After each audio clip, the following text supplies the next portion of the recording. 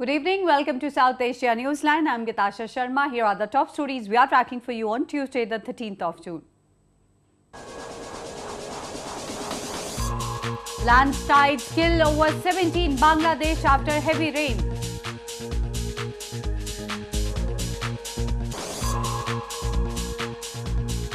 Afghan CEO assures full support in investigating Kabul attack.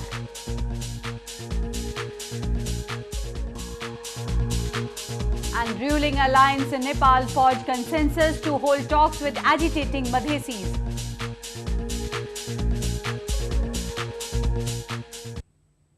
And now for all the details. Relentless ceasefire violation by Pakistani troops on the civilian areas in India along the de facto line of control between the countries has created panic among the locals.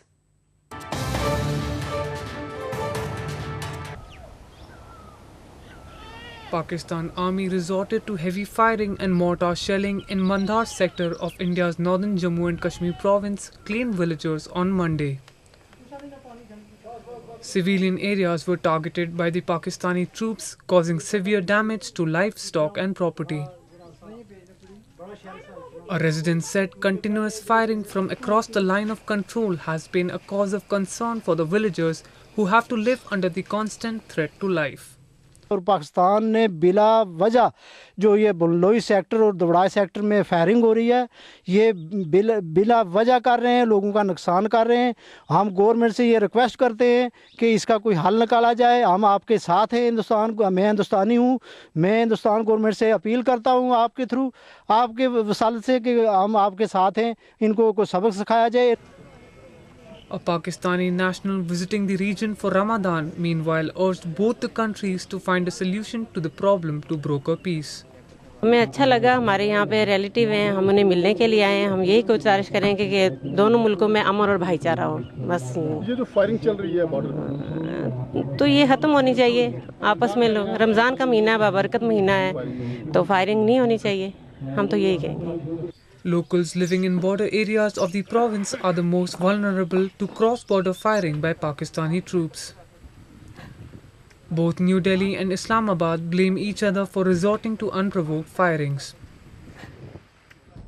Meanwhile, cradling magnificent scenic views, Gilgit-Baltistan has all the ingredients to become one of the world's best tourist destinations.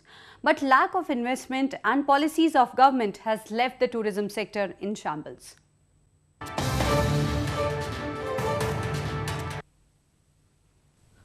Gilgit-Baltistan is one of the most spectacular regions in terms of its geography and scenic beauty.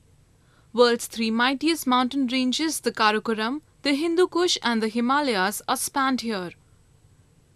The region could be a paradise for tourists, mountaineers and trekkers. But due to government's sheer apathy and unclear policies, the tourism sector of the region is lagging behind. Promote करने के लिए गिलगित बल्तिस्तान की tourism को मज़ीद promote करने के लिए international सतह पर कॉन्फ्रेंस बुलाने की ज़रूरत है। यहाँ के सयाहों को सहूलियत देने के लिए सूबाई हुकूमत को भी कुछ इक़दाम उठाने की ज़रूरत है, वफाकी हुकूमत को भी इक़दाम उठाने की ज़रूरत है। यहाँ होटल इंडस्ट्री बहुत कम है क्योंकि लोकल लोग बहुत ज़्यादा गरीब है, अपनी लोकल इंडस्ट्री नहीं बना सकते हैं। तो यहाँ के लोगों को लोन देकर होटल्स बनाने का मौका फराहम किया जाए। Shortage of fuel transportation, insufficient lodging facilities and dilapidated road conditions are some of the problems faced by tourists. With proper policies and planning by the Pakistan government and local administration, the tourism sector could have been a major boost to the economy of the illegally occupied region. Moving on to news from Afghanistan, Afghan chief executive has assured that government will launch an independent investigation into the recent attacks in Kabul. He said that those who committed negligence in terms of not preventing the attacks will be prosecuted.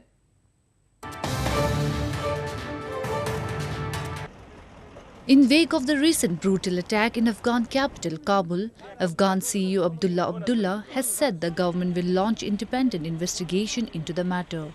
He said the Attorney General has already launched a probe into the issue, particularly into the shooting of protesters by security forces who had demonstrated questioning the security situation following the blast. هیچ نوع غفلتی صورت نخواهد گرفت و به هر سطح و سویه‌ای که مسئولین در این دخیل باشند یا غفلت وظیفوی کرده باشند یا هدایاتی که منجر به تلفات هموطنان ما در جریان تظاهرات شده باشند به او رسیدگی خواهد شد. The Attorney General's office, or the AGO, on Sunday announced it has decided to suspend the commander of Kabul garrison and Kabul police chief.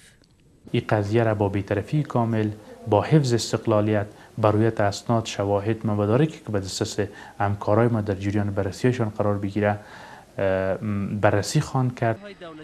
Meanwhile, a team of the German experts are expected to visit Kabul soon to investigate the incident. More than 150 people were killed and several injured in the deadly May 31st bombing near the German embassy. More news from Afghanistan. A newly launched all-women television channel in Afghanistan is changing the lives of many. Other than employment, the job is also empowering women to break barriers and make a name in the male-dominated industry of the country.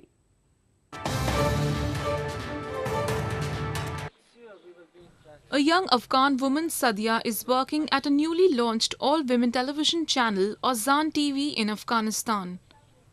Sharing her dreams of living a different life unlike most traditional women in her society, she said the launch of the channel is beneficial for women and acts as a positive advancement for the career development. 20-year-old Sadia works as an anchor for outdoor programs. Prior to working with Zan TV, Sadia was a sprinter and led the Afghanistan's national track and field team to the 2016 Rio Olympics as its coach. ما میخوایم متفاوت زندگی کنم، نمیخوایم مثل دیگه دخترها وارد خانه باشم و یک زندگی ساده داشته باشم. ما میخوایم که در جامعه باشم، کار کنم، برای وطنم خدمت کنم. آرزوی من همیشه ای بوده که یک روز شبه که جنس دو برای خانم‌ها گفته نشه و هیچ وقت به یک خانم دی بار گپ زده نشه که خانم نمید. اون وقت است که مرد و زن حقوقشان مساوی باشه. Hamid Samar, who founded the Zan TV over 3 months ago with an investment of $250,000, said the channel was launched to highlight the rights of Afghan women. In the last 16 years, the international communities and also a lot of NGOs, they did so many things, under the woman name in Afghanistan. But unfortunately, most of the work was not sustainable for the women. And when they come, when the monies come and they did nothing for the women,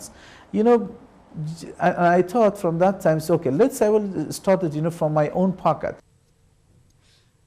However, for these women, apart from the day-to-day challenges at work, security is another big concern.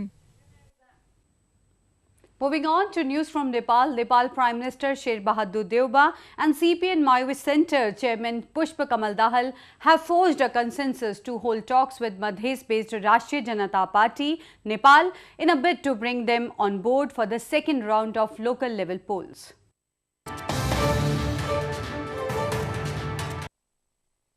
Nepal Prime Minister Sher Bahadur Deuba and Communist Party of Nepal Maoist Center Chairman Pushpa Kamal Dahal on Monday evening agreed to initiate the process of talks with the agitating Rashtriya Janata Party Nepal, or the RJPN.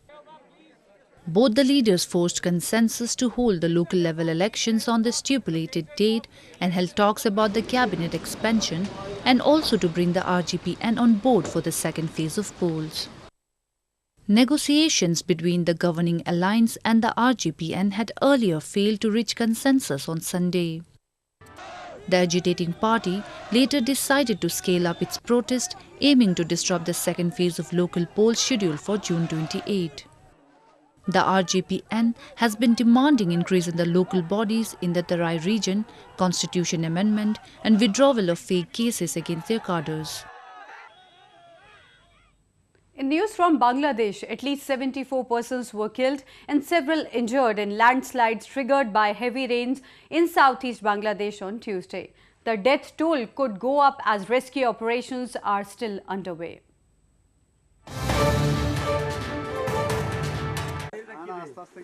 Landslides triggered by heavy rains buried hillside homes in Bangladesh on Tuesday, killing more than 40 persons and injuring several.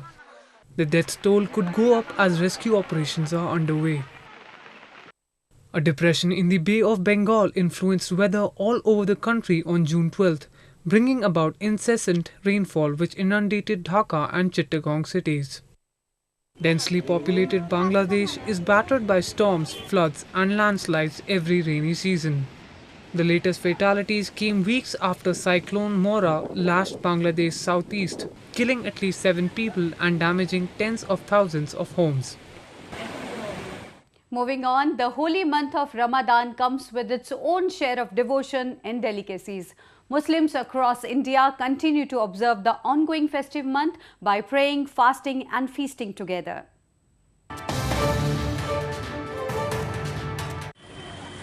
Muslims across India are celebrating the ongoing holy month of Ramadan by praying and feasting together while observing fast during the day. Each day for the month of Ramadan, Muslims abstain from eating and drinking from sunrise to sunset. It is common for Muslims to break their fast with family and friends, and charities organize free meals for the public at mosques and other public spaces.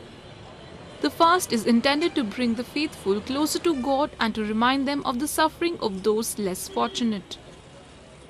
I keep fasting for 30 days every month, every year. I get up morning at 4:15 p.m., 4:15 a.m. and eat sahar, and after that I complete my fasting at 6:30 p.m. daily. I keep 30 fastings daily. I keep this for my family, goodness, for my country and for the whole world. Ramadan has traditionally been a time of religious fervor, settling old disputes and behaving charitably towards neighbors. Devotees spend a great part of the holy month praying, reciting from the Holy Quran and giving alms. Young and old alike gather at the mosques and hold prayers. The festival of Eid al-Fitr marks the end of Ramadan and the beginning of the next lunar month called Shawwal. Well, that's all we have for you from South Asia this evening. Now our viewers can watch the show on southasianewsline.com. You can also visit us on facebook.com/SAsiaNewsline and follow us on Twitter @SAsiaNewsline. That's all in tonight's edition. We'll see you same time tomorrow. Good night.